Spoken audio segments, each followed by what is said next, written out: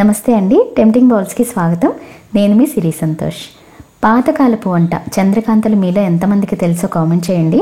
పెసరపప్పుతో చేసే ఈ చంద్రకాంతలు 15 రోజుల పైనే నిల్వ ఉంటాయి. రుచి కూడా అద్భుతంగా ఉంటాయి. ఈరోజు రెసిపీ మీకు అమ్మ చూపిస్తుందండి. ఎందుకంటే చంద్రకాంతలు చేయడంలో అమ్మ చాలా ఎక్స్పర్ట్ అనమాట. పక్కా కొలతలతో రెసిపీ పర్ఫెక్ట్గా చూపించబోతున్నాము. చూసి యాజ్ ఇట్ ఈస్ చేసేయండి. చూడండి, ఇక్కడ నేను ఈ కప్పుతో 2 కప్పుల పొట్టు పెసరపప్పు తీసుకుంటున్నాను. ఈ కప్పుతో 2 కప్పులు అంటే అరకిలో పెసరపప్పు అనమాట. అంటే ఇక్కడ మేము అరకిలో పెసరపప్పుకి ఈ చంద్రకాంతలు చేయబోతున్నాము. ఇక్కడ మీరు కావాలంటే ముడి పెసర్లు తీసుకోవచ్చు, లేదంటే పొట్టు తీసేసిన పెసరపప్పుని కూడా వాడుకోవచ్చు. కానీ ట్రెడిషనల్గా అయితే పొట్టు పెసరపప్పునే వాడతారనమాట. వీటితో అయితే చంద్రకాంతలు చాలా బాగా వస్తాయి. ఈ పెసరపప్పుని 2-3 సార్లు శుభ్రంగా కడిగేసిన తర్వాత నిండా నీళ్లు పోసి ఒక 4-5 గంటలు నానబెట్టేసేయాలి. ఈ పెసరపప్పుతో పాటు 2 టేబుల్ స్పూన్ల బియ్యం కూడా నానబెట్టుకోవాలండి. ఇలా కొంచెం బియ్యం కూడా వేస్తే చంద్రకాంతలు తినేటప్పుడు ముద్దలా లేకుండా పైన టెక్స్చర్ కూడా కొంచెం క్రిస్పీగా వచ్చి చాలా బాగుంటాయి అన్నమాట. అలాగని మరీ ఎక్కువ వేయకూడదండి. అరకిలో పప్పుకి జస్ట్ ఒక 2 టేబుల్ స్పూన్లంతా సరిపోతుంది. పావు కిలోకి అయితే 1 టేబుల్ స్పూన్ చాలు. ఈ బియ్యాన్ని కూడా శుభ్రంగా కడిగేసి నీళ్లు పోసి ఒక 4-5 గంటలు పెసరపప్పుతో పాటే నానబెట్టేసుకోవాలి. 5 గంటల తర్వాత చూపిస్తున్నానండి. పప్పు చక్కగా నానిపోయింది కదా. ఇప్పుడు ఈ పప్పుని ఒక పెద్ద గిన్నెలోకి ట్రాన్స్ఫర్ చేసుకొని ఇందులో నీళ్లు పోసి పప్పుని ఇలా గట్టిగా రుద్దితే పప్పు నుంచి పొట్టు సపరేట్ అయిపోతుంది అనమాట. ఈ నీళ్ళని ఇలా వార్చేస్తూ ఉంటే పొట్టంతా బయటకు వచ్చేస్తుంది. ఇలా పొట్టంతా పోయేంత వరకు శుభ్రంగా కడిగేసేయాలి. ఒక 4-5 సార్లు ఇలా బాగా కడిగేస్తే పొట్టంతా పోతుందండి. అక్కడక్కడ ఇలా కొంచెం పొట్టున్నా పర్వాలేదు. ఇలా క్లీన్ చేసుకొని పప్పుని పూర్తిగా నీరంతా పోయేంత వరకు ఇలా వడబుట్టలో వేసుకొని వడకట్టేసుకోవాలి. గారెలకి ఎలా వడకట్టుకుంటామో అలా నీరు లేకుండా వడకట్టుకోవాలన్నమాట. అస్సలు నీరు ఉండకూడదు. పెసరపప్పు కొంచెం నీరుగానే ఉంటుంది కాబట్టి అస్సలు నీరు అవసరం పడదండి రుబ్బేటప్పుడు కూడా. ఇప్పుడు దీన్ని స్టోన్ గ్రైండర్లో రుబ్బుతుంది అమ్మ. స్టోన్ గ్రైండర్ ఉన్నవారు కంపల్సరీ అందులోనే రుబ్బుకోండి. ఎందుకంటే స్టోన్ గ్రైండర్లో రుబ్బితే చంద్రకాంతలు గట్టిగా రాకుండా పర్ఫెక్ట్గా తినడానికి చాలా బాగుంటాయి అన్నమాట. పప్పు కూడా చక్కగా ఒదిగిస్తుంది. ఒకవేళ స్టోన్ గ్రైండర్ లేకపోతే మిక్సీ వేసేసుకోండి. ఈ పెసరపప్పుతో పాటు నానబెట్టుకున్న బియ్యం కూడా వేసేసి 2 కలిపి రుబ్బేసుకోవాలి.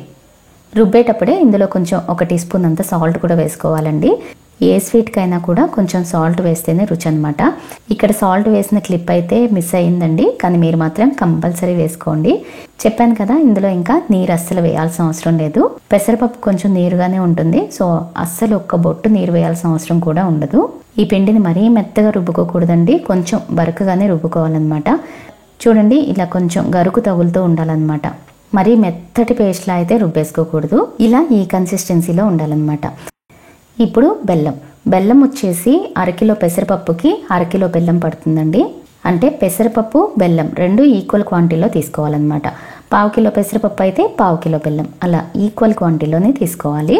కప్పుల లెక్కన కూడా సేమ్. 2 కప్పులు పెసరపప్పు తీసుకున్నాం కదా, సో 2 కప్పుల బెల్లం అన్నమాట. ఈ బెల్లాన్ని అడుగు మందంగా ఉన్నటువంటి ఒక కడాయిలో వేసుకోవాలి. ఈ బెల్లంతో పాటు 1-2 టేబుల్ స్పూన్లంత పంచదార కూడా, ఇలా బెల్లంతో పాటు కొంచెం అంత పంచదార కూడా వేస్తే రుచి చాలా బాగుంటుంది. అలాగే ఒక అరకప్పు నీళ్లు కూడా పోసి బెల్లాన్ని పూర్తిగా కరిగించుకోవాలి. పాకం ఏం రానవసరం లేదండి, జస్ట్ బెల్లం కరిగిపోతే సరిపోతుంది. ఒకవేళ బెల్లంలో ఇసుక, రాళ్ళు లాంటివి ఏమైనా ఉన్నాయనిపిస్తే కనుక ఒకసారి వడకట్టేసుకోండి కరిగిపోయిన తర్వాత. మేము ఇక్కడ తీసుకున్న బెల్లం అయితే బాగానే ఉందండి, సో వడకట్టట్లేదు. ఇలా బెల్లం అంతా పూర్తిగా కరిగిపోయిన తర్వాత ఇప్పుడు ఇందులో 1 కప్పు తురిమిన కొబ్బరి వేస్తున్నాను. 2 కప్పుల పెసరపప్పుకి 1 కప్పు కొబ్బరి తురుము అనమాట. కొంతమంది కొబ్బరి తురుము కూడా వేయరండి, కానీ వేస్తే చాలా బాగుంటుంది, ట్రై చేయండి. అలాగే 1 టీ స్పూన్ యాలక పొడి కూడా వేసి ఒక్కసారి అలా కలిపేసిన తర్వాత గ్రైండ్ చేసుకున్న పెసరపప్పు ముద్ద కూడా వేసేస్తున్నాను. ఇంకా మంటని మీడియం టు లో ఫ్లేమ్ మీద పెట్టుకొని ఇలా కలుపుతూనే ఉండాలన్నమాట. ఎంతవరకు అంటే ఈ ముద్ద దగ్గర పడేంత వరకు ఇలా కలుపుతూనే ఉండాలన్నమాట. కలపడం ఆపారంటే కనుక అడుగు పట్టేస్తుంది. అడుగు పట్టిందంటే ఆ స్వీట్ ఫ్లేవర్ అంతా మారిపోతుందండి. సో కలపడం ఏమాత్రం ఆపకుండా దగ్గరుండి ఇలా అడుగు నుంచి కలుపుతూనే మీడియం టు లో ఫ్లేమ్ మీద కుక్ చేసుకుంటూ ఉండాలి. ఇది దగ్గర పట్టడానికి ఒక 15-20 నిమిషాల వరకు టైం పడుతుంది. మధ్యలో ఇలా కొంచెం 1 టీ స్పూన్ అంతా నెయ్యి కూడా వేసుకొని కలుపుకోవాలి. నెయ్యి కూడా మరీ ఎక్కువ వేసేయకూడదండి. నెయ్యి ఎక్కువ వేస్తే డీప్ ఫ్రై చేసేటప్పుడు మరీ ఎక్కువ ఆయిల్ పీల్చేస్తాయి అన్నమాట. సో 1 టీ స్పూన్ అంతా నెయ్యి చాలు. దగ్గర పడే వరకు ఇలా అడుగు నుంచి కలుపుతూ కుక్ చేసుకుంటూ ఉండాలన్నమాట. చంద్రకాంతలకి ఇదొక్కటే కొంచెం టైం టేకింగ్ ప్రాసెస్ అనిపిస్తుంది, మిగతా అంతా ఈజీగా అయిపోతుందండి. చూడండి, ఒక 15-20 నిమిషాలకి ముద్దిలా దగ్గర పడుతుంది. చేతిని కొంచెం నీళ్ళతో తడుపుకొని ఇలా చిన్న ముద్ద తీసుకుని ఉండ చేస్తే ఇలా ఉండవ్వాలన్నమాట.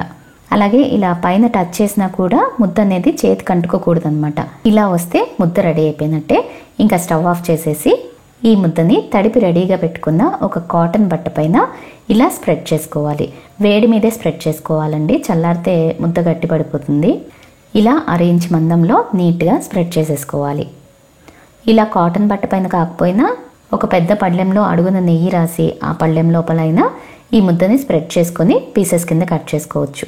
కానీ అమ్మ అయితే ఎప్పుడు ఇలా బట్ట పైన స్ప్రెడ్ చేస్తుంది. ఇలా 1 ఇంచ్ మందంలో నీట్గా స్ప్రెడ్ చేసుకున్న తర్వాత దీన్ని పూర్తిగా చల్లారిపోనివ్వాలి. పూర్తిగా చల్లారిపోయిన తర్వాతనే మనం పీసెస్ కింద కట్ చేసుకోవాలన్నమాట.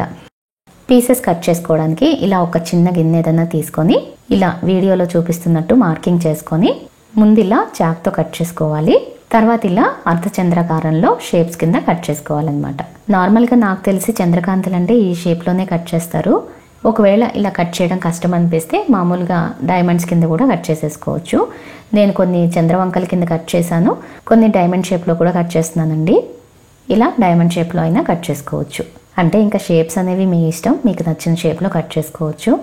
ఇప్పుడు వీటిని ఒక్కొక్కటిగా మీడియం హీట్లో ఉన్న ఆయిల్లో వేసి మీడియం ఫ్లేమ్ మీదే నిదానంగా వేయించుకోవాలి. మరి హై ఫ్లేమ్ మీద పెట్టేశారంటే పైన వేగిపోతాయి కానీ లోపల ముద్ద ముద్దగా ఉండిపోతాయి అన్నమాట. సో మీడియం ఫ్లేమ్ మీదే నిదానంగా వేయించుకుంటేనే ఇవి పర్ఫెక్ట్గా వేగుతాయి అన్నమాట.